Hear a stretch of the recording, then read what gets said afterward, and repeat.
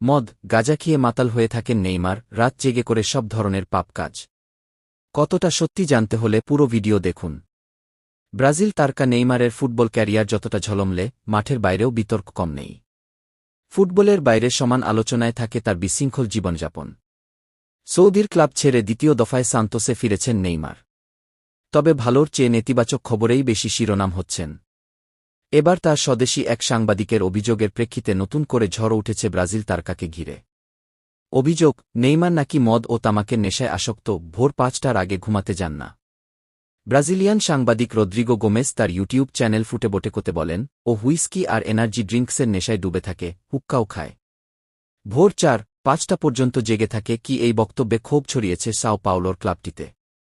ওই সাংবাদিক দাবি করেছেন, নেইমারের রাত জাগার কারণে অনুশীলনের সময় সকাল ১০-১১টার পর নির্ধারণ করতে হয়। সতীর্থরা আগেভাগে অনুশীলনের প্রস্তাব দিলেও সেই অনুশীলনে নাকি হাজির হতেন না ব্রাজিলিয়ান তারকা।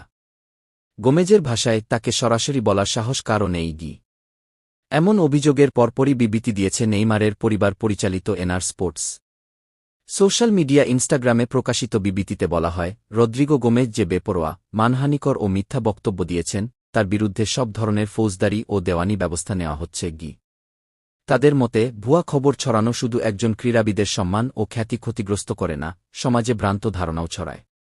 দায়িত্বশীল সাংবাদিকতার প্রতি মানুষের আস্থা নষ্ট করে এমন কাজ অনৈতিক, বেআইনি এবং গ্রহণযোগ্য নয়। এদিকে রসাত্মকভাবে প্রতিক্রিয়া জানিয়েছেন খোদ নেইমার। ইনস্টাগ্রাম স্টোরিতে লিখেছেন, এডিক্টেড টু রেড বুল। দারুণ জিনিস। কি তার এই কৌতুকপূর্ণ মন্তব্যকেই অনেকেই সাংবাদিকের অভিযোগের প্রতি ব্যঙ্গাত্মক জবাব হিসেবে দেখছেন।